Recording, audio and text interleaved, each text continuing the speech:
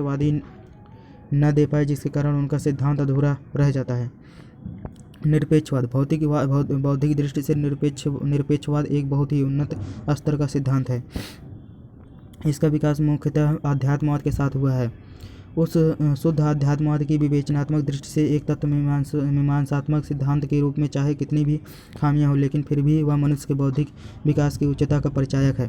चिंतनशील मानव स्वभाव से ही अनुभव जगत की प्रत्येक वस्तु की नश्वरता, क्षणिकता, सापेक्षता आदि से संतुष्ट होकर विश्व के मूलाधार के रूप में ऐसी सत्ता या कल्पना की खोज करता है जो सभी प्रकार की सापेक्षताओं, निर्भरताओं, अनित्यताओं आदि से परे एवं स्वतंत्र हो। खोज का परिणाम निरपेक्षवाद है। स्वभावतः बौद्धिक दृष्टि से यह सिद्धांत एक उच्च स्तर तक तत्वमीमांसक सिद्धांत सिद्ध होता है, लेकिन इसका अर्थ यह नहीं है कि सैद्धांतिक कठिनाइयों से मुक्त है। विवेचन करने पर यह स्पष्ट होता है कि यह सिद्धांत भी कुछ कठिनाइयों से ग्रसित है, जिससे यह भी संतोषप्रद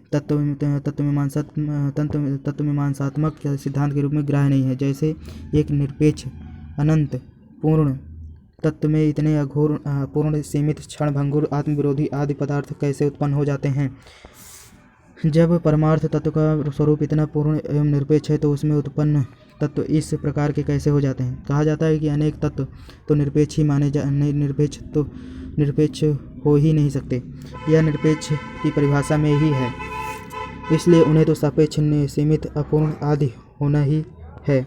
परंतु इसके उत्तर में कहा जा सकता है कि यदि ऐसा है तो फिर यह पूर्ण तत्व उत्पन्न ही क्यों होते हैं, इनकी आवश्यकता ही क्या है।